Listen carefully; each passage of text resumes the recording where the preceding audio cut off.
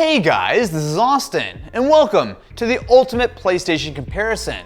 And of course, how else could we begin but with the original PlayStation 1? In 1994, the world got this, the original PlayStation. Now what's interesting is that this actually almost didn't even happen. Originally, Sony was developing the PlayStation as an add-on for the Super Nintendo. But after Nintendo bailed on the deal, they figured, hey, we've already put the work in, we might as well make our own game console. And thus, the original PlayStation was born. It's hard to overstate just how good of an idea that was. The PlayStation was the very first game console to ever hit 100 million sales, and after being sold for 10 years, the games continued to come out for the PlayStation all the way up until 2006. You know, when the PlayStation 3 came out. Now I have a special attachment to the PlayStation as this was my very first game console. However, it actually wasn't the only version. They also released this, the PS1, which was a much smaller version of the console.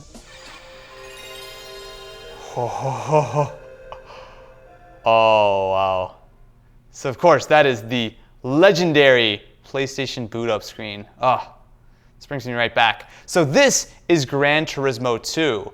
And as far as PlayStation 1 games, I definitely spent the most time with this one. One of the cool things about Gran Turismo, and indeed the PlayStation 1 in general, was the idea that this is one of the very first fully 3D capable consoles. Look at these car models. I mean, sure, they might not look incredibly detailed by today's standards, but for back in the 90s, this was pretty solid. So one of the cool things about this was that it was actually pretty realistic. I mean, sure, the resolution is really low. You can see mountains and everything popping in just in the background, but when you consider that the audio was actually pretty accurate to what the cars sounded like, and that this was a properly performing game. I mean, they're at real physics. Yeah, see, you can see I pull into the shadows, my car gets darker. I mean, this was seriously cutting edge back in the 90s. It's funny, the resolution is so laughably low right now, and yet it doesn't really matter that much. I mean, yeah, of course, the cars look a little blocky, it's kind of hard to see, but you get the idea. And look at this, I mean, Next, we have another retro classic, and I say retro because it's what I played when I was a kid, Harry Potter and the Sorcerer's Stone.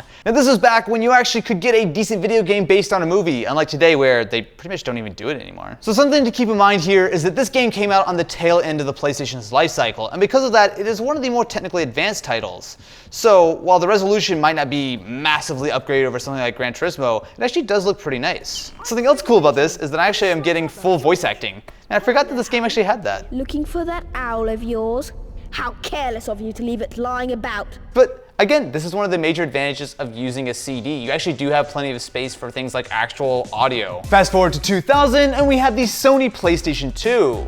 Now this still holds the record for the best-selling game console of all time. The next closest is the Nintendo DS, but at 155 million units, nothing touches the PS2. One of the main reasons why the PS2 is so successful is actually a little bit of a weird one. This, at the time, was the cheapest DVD player that you can get your hands on. And while DVD was kind of a big deal back in 2000, the PS2 really pushed a lot of tech forward. So not only did it support online play as the very first PlayStation to do so, but it also would allow you to install a hard drive, and you can even output 1080i signals from the sky on certain games.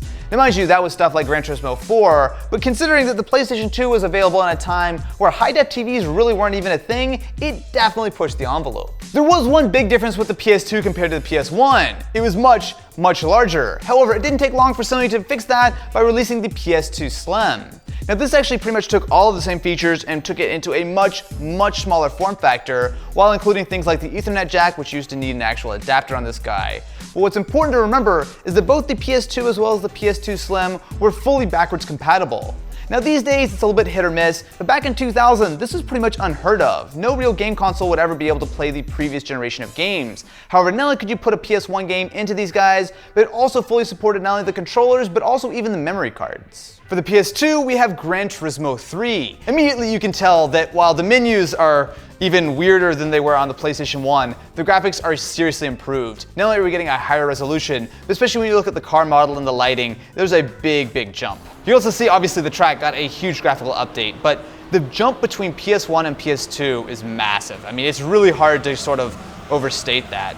Now, what's funny is the car models actually don't look wildly different. I think a lot of it is just the idea that because you have so much power, they pretty much overhauled everything in the game. I'll say though, the audio actually isn't as good as on Gran Turismo 2. I don't remember it being like this, but the cars don't really sound that loud. I feel like the music is cranked up way too high. I could probably change that though. Dude, that frame rate is such a huge difference. I don't know what the Gran Turismo 2 on the PlayStation 1 ran at, but I want to say it's like well below 30 frames per second a lot of times, whereas this is so much better. Next, we have Grand Theft Auto Vice City. Now this is a game that also does actually do a pretty good job of showing off what the PS2 is capable of. There's some pretty serious effects on these headlights right now. Oh, it's just jump on? Okay. It's funny to think at how far Grand Theft Auto has come. I mean, when you look back at something like this versus like GTA 5, it actually, I mean, it doesn't feel that different. Now, it might not look all that impressive today, but the idea that you have a full open world game on the PlayStation 2 is really something that the PS1 wasn't capable of. I mean, you think about it, Grand Theft Auto on PlayStation was just a top-down sort of shooter style game, whereas here, we have a fully modeled 3D world to work with. Ugh, if I don't crash. And I crashed. Okay. Move on to 2006, and we have the PlayStation 3. Not only was this a much larger console, but in some ways, at least in my opinion, it was a little bit of a flop. This was an incredibly expensive console that at the end of the day was not as successful as the PS1 or even the PS2. A lot of that comes down to price. When the PS3 first launched, it had a base model that was a 20 gig hard drive for $500, but if you wanted the full features and everything included, you're gonna have to pay $600 for the 60 gig version. Where the PS2 had a lot of interesting new tech, the PlayStation 3 was absolutely loaded with it. Now, a lot of this stuff is easy to take for granted today, but the PlayStation 3 had some really interesting stuff, including 1080p over HDMI, Wi-Fi that was built in, Bluetooth, wireless controllers that didn't require batteries, not like anyone would still ship that today or anything. And on top of that, just like the PlayStation 2 made DVD very popular, the PlayStation 3 almost single-handedly made Blu-ray a success, which is especially impressive when you consider that this was the cheapest Blu-ray player at the time at like $600. It's clear that Sony were trying to make the most ridiculous, over-the-top console they could with the PS3. So take things like the slot-loading Blu-ray drive, which surely cost a fortune for them to make. Or things like having 4 USB ports, more than even a current PS4, and my personal favorite is underneath this little flap. It has a series of different memory card slots, including compact flash, because you know, that's what people want in a game console. Unfortunately, the PS3 really wasn't a huge success until the PS3 Slim came out. Now importantly, this was a much cheaper alternative to the console, but it did that by stripping out a ton of features, stuff like the extra USB ports, the card reader, and one of the really important things was the lack of any kind of backwards compatibility with PS2 games, something that really only the launch PS3 ever had. All that being said, it's easy to see why the PS3 Slim was such a huge sales success compared to the original fat model. So if you take a look at it, one of the very first things you're going to notice is that it's going to be a lot smaller. And because of that, it's also not only going to be more efficient, which then makes it quieter, makes it take less power, but also importantly, it had a lot fewer reliability issues. The original fat PS3, while it was for the most part better than something like the Xbox 360, still had its fair share of yellow light of death issues. But all of that was absolutely second to the fact that the PS3 Slim was going to be a lot cheaper than the OG. Now this was by far the most popular model, however they actually did make one more, the PS3 Super Slam. Now the issue here was just like how the Slim was not as good as the fat PS3, this was not as good as the PS3 Slim. So my biggest problem with it was this. It was just a stupid sliding door mechanism, which of course saved a lot of money, but it just feels cheap compared to the nice slot loading drives on the originals. Something that all 3 models share though is the cell processor, which was enormously expensive to develop, but did make the PlayStation 3 the most powerful console of its generation. Unfortunately, it was also the most difficult to work with console of its generation. So especially in the early days with the fat PS3, a lot of PS3 games just didn't look as good as the technically inferior Xbox 360. However, toward the end of the life cycle, as developers really got their hands on it, titles like Last of Us really go to show that there was a ton of potential in this hardware. It takes exactly 2 seconds to realize that Last of Us is not only one of the best looking games on the PS3, but it's one of the best looking games of this entire generation. It's crazy that this is running on a PS3. It's really clear that Naughty Dog was able to push this console to its absolute limit with this game. Now, of course, some of the Uncharted titles look really good, and there's some awesome scenes and things like God of War, but for me, Last of Us, it's pretty much the top. And of course, Last of Us was remade on the PS4, and while that's still a better looking version of the game, the fact that this is running on PS3 at all, look at that. Look at the detail, the motion blur. Oh man, I love this game so much. Such an amazing game. I feel like if you've never played The Last of Us, you really owe it to yourself to give it a try. Continuing the trend of playing Gran Turismo on every PlayStation ever, we have GT6. Now actually, this is still the most complete version of Gran Turismo that has been made up until today. Oh yeah. Yeah. So the physics were majorly overhauled for this version of Gran Turismo. Now, part of that actually is due to the fact that this is going to be a much more powerful console. So with those 8 SPEs, what you're getting here is a system that has a lot more power than the PlayStation 2 ever did. One of my favorite parts of Gran Turismo 6 was the idea that we actually can play inside the cockpit view, which is always the way I like to play pretty much, well, any racing game. Now, one of the issues was that it actually did have a lot of older car models, so that not all of the actual interiors were modeled. Some of them looked straight out of the PS2. But, I mean, come on, this is pretty good. Gran Turismo 6 really is a game that pushed the PS3 to its absolute limit. Not only did it support high resolutions and high frame rates, but also the level of detail, the level of cars in here, kind of pushed it a little bit too far sometimes. But it's still a game that holds up surprisingly well even today. Move on to the PlayStation 4, and you will see a huge contrast with the PS3.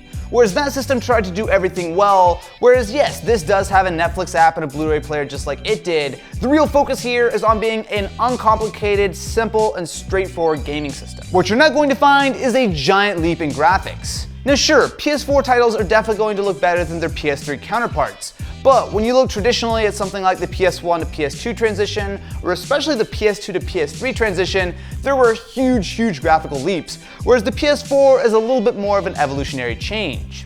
Now there were some key updates. First of all, this had much more powerful graphics, which would allow games to actually hit a full 1080p pretty consistently, and there's also going to be a lot more memory. As opposed to 512 megabytes of RAM on the PS3, you're getting a full 8 gigabytes of GDDR5 on the PS4, allowing it not only to be able to have much more detailed worlds, but also going to be just bigger ones. Now the original PS4 was actually a pretty strong seller out of the gate, however with the addition of the PS4 Slim, as always with these kind of things, what you're getting here is going to be a smaller console that's going to be a little bit quieter and a little bit more efficient, but which is also going to be cheaper. And instead of the $400 price tag that you got on the original PS4, this guy comes in at $300. Moving on from the PS4 and the PS4 Slim, we have the PS4 Pro. Now this is the first time that we've seen a mid-cycle update that actually increases the performance. So in a lot of ways, you can think of this as not a PS4, but as a PS4.5. Not quite a full generational leap, but this guy is going to be a lot more powerful. The big difference here is going to be in that performance. So the PS4 Pro is capable of outputting a full 4K resolution, and it also includes support for HDR. Now what's really interesting about this is that even though a lot of games are going to be aiming at a little bit of a lower resolution, such as 1440p, through the use of checkerboard upscaling, the games are going to look really nice on a 4K display, and of course it's going to be a big leap over something like a standard PS4. Now in GT Sport, which mind you is not a full Gran Turismo game, I guess, it's got a lot of the features and it's got a lot of the stuff that you would expect, but it's not maybe quite as full featured as GT6, you're still going to be getting a lot, and importantly, you're going to be getting the new engine with the new graphics. Unfortunately, we don't have midfield available here, but we do have Streets of Willow, which looks close enough to the other tracks, if you squint a little bit. Not only are the physics improved here, but also they've done a lot with the audio. So the cars actually sound like, well, cars should. I mean, if I cook it too hot into this corner, you'll hear just a ton of tire squeal.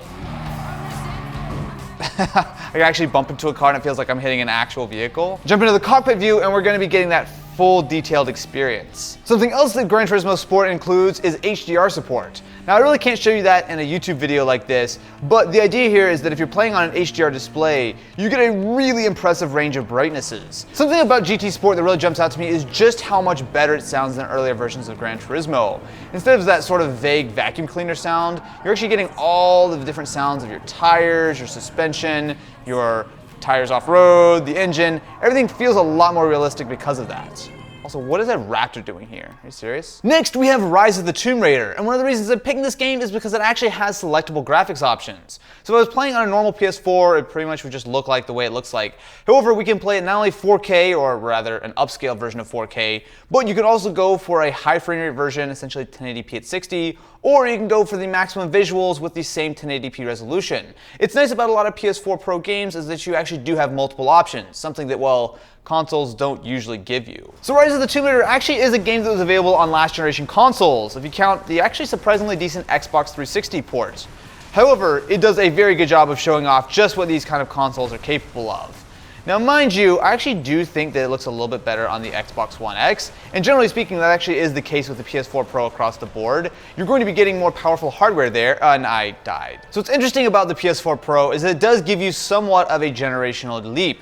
So sure, it's not going to be as big of a difference as going from a PS3 to a PS4 game, but we are going to be getting an increased resolution. In a lot of cases, there's going to be a lot more detail and sometimes even better frame rates. So out of all 4 generations of PlayStation, which one is your favorite? Let me know in the comments below, and if you guys enjoyed this video, definitely be sure to subscribe to the channel for more content like this, and smash that like button. It'll help Ken feel a little bit less empty inside. Anyway guys, thank you so much for watching, and I will catch you in the next one.